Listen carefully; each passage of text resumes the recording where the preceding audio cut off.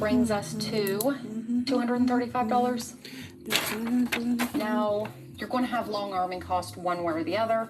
On average, 0.025 cents per inch.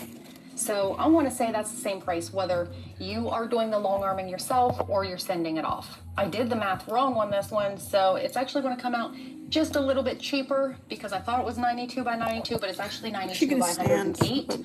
So let's say $210, $211 for long arming. So we're at $435 so far, minus the labor. Since women's work is typically undervalued and underpaid, you're going to hear a lot of $10 an hour on various sites for labor costs. I am not going to make a quilt for less than $20 an hour. For the sake of this video, let's do $20 an hour. So you have total with prepping the fabric, cutting the fabric, sewing it together, the construction of the individual blocks, and then the individual blocks need to be put together, and then your borders need to be added on. So let's say conservatively, it takes 50 hours.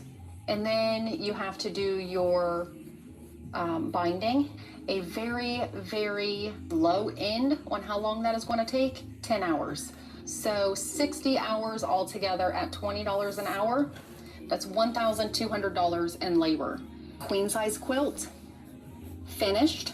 This is obviously just a flimsy, $1,635. So let's kind of get into hourly costs. So let's say I do not want that to fall. that you're getting paid $15 an hour. Every fucking way. McDonald's pays their workers $15 an hour. So let's say that you're comfortable with getting paid $15 an hour. That would mean that the labor cost would be $900. Let's take an average skilled labor for men in the United States. Let me read it so I make sure I get it right. Off of the U.S. Bureau of Labor Statistics, the average hourly wage for a carpenter in the United States is $24.79, with the lowest 10% earning $17.39 on average. So take that however you want to take it. Essentially, what I'm getting at, you can charge whatever you want to charge. There's no shame in it, but I am not going to be making a quilt for somebody I'm just doing on commission poses. for less than I'm not drawing $20 an anyone hour. really. So whenever somebody asks me the price of how much it would cost to make them a queen size quilt, and I come at them with the number of $1,635, they're just like, oh, well, why would I do that? I would just go to Walmart or Target and buy one for $40 or $50. Can you buy quilts at Walmart? You should go to Walmart or Target. Can you buy quilts at Walmart? Let me look it up. Walmart. That's all. That's all I have to say. I love drawing too. Out there. Leave a discussion in the comments. I'd love to hear what your thought is on it. Okay, talk to you later. I guess you can.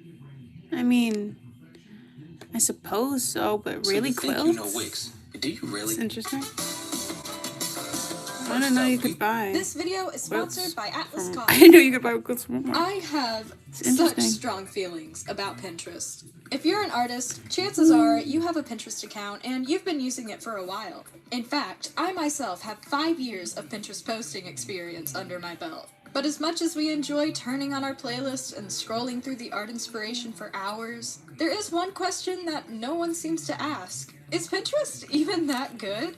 And luckily for you, I'm here to answer that question, because my brain thought it was a good idea to have beef with an entire platform. I want to preface this video by saying I actually have mostly positive experiences on Pinterest. I think it's a good platform for posting and inspiration, but that's not going to keep me from complaining about my problems with it, because, Lord, there are some. And also, keep in mind, if you disagree with me about anything or have a different experience about something, that's completely fine. Just maybe be respectful about it. That tastes so good. Oh, sorry, you're wondering what I'm drinking? It's actually coffee from today's finally insane art. If I get AI on my homepage one more time, I'm gonna lose my mind.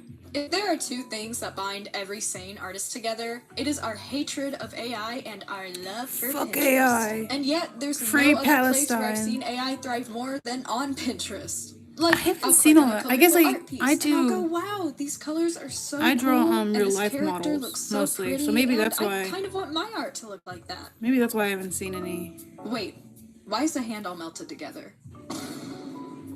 Maybe that's why I haven't You seen have to any. be kidding me.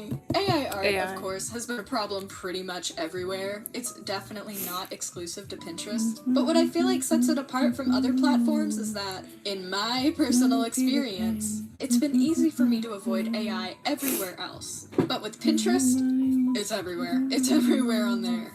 And you might be thinking, well, surely it takes a bit of digging to find this art, right? It's not easily accessible, right? Nope. Sometimes it's there right when I open the app. It's really frustrating.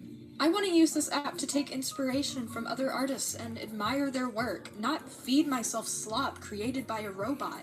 I could make an entire video alone just dunking on AI art and talking about how much it is the bane of my existence, especially since AI Sora was released. Oh my gosh. But that's honestly another video for another day. And besides, it's really easy for me to lose my patience around people who support AI, and just thinking about them is making me angry, so let's move on to the next topic. Yeah, fuck AI. Do people AI art even is bad. know how to credit artists? AI is a Pepper? tool. If you don't know about But it the should random not art theft on replace. Pinterest, take me as an example. I don't know. I've been posting my AI art on is a there tool. since It should 2019, not replace artists which is for any actually the reason. longest I've been on one platform, come to think of it. And while I definitely don't have the most successful account, I have had a handful of pins go viral here and there. My most popular one being this faceless drawing of a girl wearing a cute outfit. It's simple, it's sweet, I see the mass appeal of it, but I have seen this drawing been blatantly redrawn without credit, which is usually done by children, so I don't really mind it that much. But it's also been just straight up reposted without credit, no mentions of my account or anything, just straight up theft. But Joe, art theft is on every social media. Why are you making it such a big deal here? You know what? Fair. That's true. But like I said about AI art, art theft just feels so much more unavoidable here too. Whether it be from an account that just unashamedly reposts art from other platforms, or just a piece of fan art with an innocent, faulty link. There are so Cloudy in the many background. posts on Pinterest without This credit to the artist, artists. this and it's a real YouTuber shame. called In Juista. fact, before I Juista? started writing the script for this Juista. video, I asked some of y'all on Instagram about what problems y'all have with Pinterest, and art theft was the #1 response that I got by a wide margin. So I'm clearly not alone in this struggle. As much as I wish I could just report every single one of these posts and have Pinterest just knock them off the face of the platform for me, ultimately, Pinterest gains from people shoving uncredited artwork onto their site, and so does every other platform. However, I have one simple solution to this problem. Post your art on Pinterest. I've seen other people advocating for this recently, and I am 1000% on board with this. I think the likeliness of your art being stolen on there goes down significantly if you just fit it on there yourself. I don't know. So if you're already posting on TikTok, Instagram, or whatever the kids are using nowadays, get a Pinterest account and get to posting. I know I'm supposed to have beef with Pinterest for this video, but honestly, I've always enjoyed sharing stuff on there. I think it's a really fun and relaxing platform. Okay, next topic. What happened to my homepage? Why is it all ads? I feel like as a society, we are way too used to being advertised to. Even beyond social media, ads are literally everywhere. You're driving and you see a billboard. Boom, ads. You try to play a random game on your phone. Boom, ads. You watch a YouTube video. Boom, ads and a sponsorship. It's annoying. Okay, maybe not that last part, but you get my point. Advertising is everywhere, and wow, is it bad on Pinterest. Let's look at my homepage right now as an example of what I mean. Okay, so what I'm going to do right now is I'm going to refresh my homepage, and then I'm going to start the timer, and I'm just going to scroll down and count how many ads I get. Okay, I'll refresh it, and now let's see. It's got 1, 2, 3, 4, 5, 6, 7, 8. I probably missed some. I'm gonna go back and I'm gonna check. Okay, I think I counted either 8 or 9. I really can't tell. But like, look right here. Look right here. 1, 2, 3, 4 ads, just like all in one little area. Another one right there. And another. See, like, this is what I'm talking about. This is what's really annoying. I love this app, guys. I really love it. What's my favorite book? At that point, it's clear that I'm not the only one with this issue either. I don't have Because any like favorites with of art anything. theft, I just like got stuff. a ton of Instagram responses complaining about the same issue. Whenever you These use look a like two different platform for shoes. creative inspiration, whether that be for writing, drawing, painting, whatever you do, these advertisements being constantly thrown in your face can make using the app a jarring experience. I know companies need streams of revenue, so asking Pinterest to just stop running ads is stupid and pointless. I get it. It provides income for them, and I like their app, so I guess I can live with it and all of its other issues too. They're still annoying though. Just a little outro ramble real quick. I know I dunked on Pinterest for this entire video, but I do want to emphasize that I'm actually a really big Pinterest fan, and I'm really happy to see that more artists are starting to post their work on the app. Since I gave 3 negatives about the app, let me give 1 positive in the outro real quick. There is no short form content. Oh my gosh. Which is so refreshing and I think is so good for artists because I'm kind of getting tired of like using social media and only being able to gain success if you post videos. I know I'm a YouTuber, but like I don't want to make short form content. Please don't make me make short form content. And Pinterest is really good if you don't want to make short form content. I've seen a lot of artists get a lot of success on there with just posting pictures. I wish every social media was like that nowadays, but you know, whatever. So, despite all of its flaws, I like the app. It's fun, it's a great source of inspiration, and if anyone at Pinterest is watching this video, this was all in good fun. I'm just kind of ranting about stuff that annoys me. I like your app, even though there are some problems. Anyways, quick thank you to Cinnamon Spiders, Octo Inks, Nina Lemons, and Mauve Kai for voicing some lines throughout the video. If you want to check out their stuff, their channels will be linked in the description. They are all so good and so talented. And also thank you to my Patreon members, my $10 patrons being up on screen right now. If you want to see some behind the scenes art content or some extra artwork, that is a good place to check me out. Anyways, this outro is way too long now. Thank you for watching the video and listening this far. Here's a little kiss for you, and I'll see y'all in the next one. Bye! Witchcraft is an ancient practice that spans countless cultures She's a and witch. centuries. But what happens when magic meets modernity and tradition meets TikTok? The online witch talk community is don't no start crying. stranger to toil All right. and trouble with as many hoaxes as there are hexes. So, the question is, are you a good witch or a bad witch? I'm going to preface this video by saying we are not going to be addressing the question of whether or not magic is real. I used to believe that a certain type of cracker was more holy than other types of crackers, so I don't really think I'm in the position to judge people for what they believe. However, I do think there are a lot of fascinating questions and concerns surrounding the content that many witches, pagans, and spiritualists post to TikTok.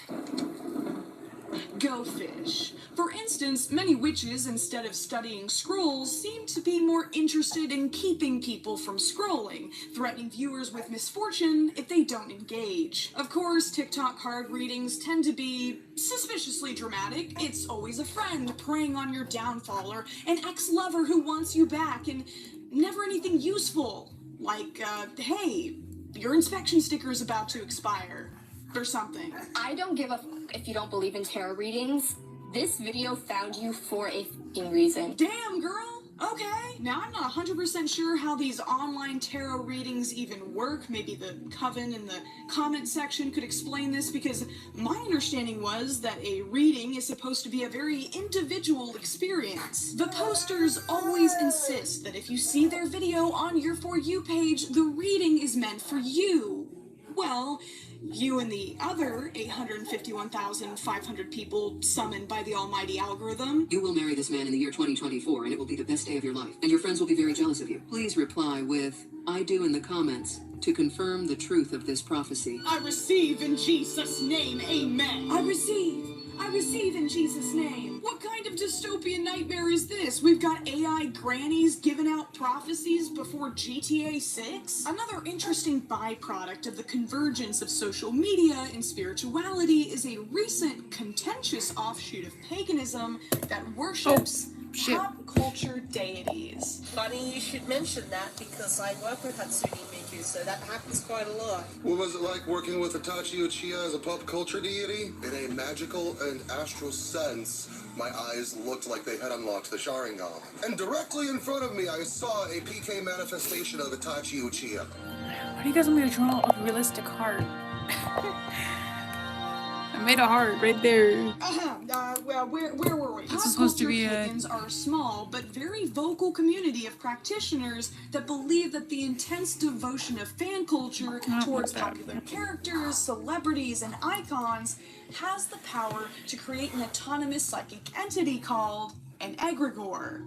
Come on, keep up. If people write enough filthy fan fiction or argue about headcanons in enough Tumblr threads, then this egregore feeding off all this scrum-diddly-umptious collective energy can grow more powerful and even ascend into a deity. All this to say, maybe Santa Claus does actually see you when you're sleeping and know when you're awake. Pop culture pagans often state that these egregores or deities directly interact with them, whether it's putting themselves on the worshipper's Pinterest feed. So sometimes I'll ask an egregore to put themselves on my Pinterest even though I haven't looked anything up about them on Pinterest yet. So I asked the Stallion to do it, and lo and behold, I kept scrolling, and then, bam, there he is. Or causing their games to glitch, because what else are they going to do with all that spiritual time? Some will even claim that they have married one or more of these deities in an old controversial practice known as god spousing. Surprise! I married a pop culture deity before I never told y'all. He came before Satan, he came before Loki, he came before Apollo. He was my first ever spouse. Congratulations to the happy harem. As you might expect, many traditional pagans are absolutely horrified by pop culture paganism, saying that it's disrespecting This is in no the way ancient system of accurate or belief, anything. and also that it's ruining the reputation of an already fringe faith. Some even say that pop culture pagans are being deceived by trickster spirits that are siphoning their energy. But you can siphon my energy whenever you want. Is a god someone started worshipping in 2019 necessarily less valid than a god someone started worshipping in 100 AD? Are these people spiraling into spiritual psychosis? Do they just need to get off they damn phones? I don't really have a wand in this fight, but I will say I'd much rather deal with someone who thinks that Hatsune Miku is their godwife who helps them with their homework than someone like this. There are shows coming out like Hocus Pocus 2, Haunted Mansion. Do not watch these things because you open your home up to the demonic. What you are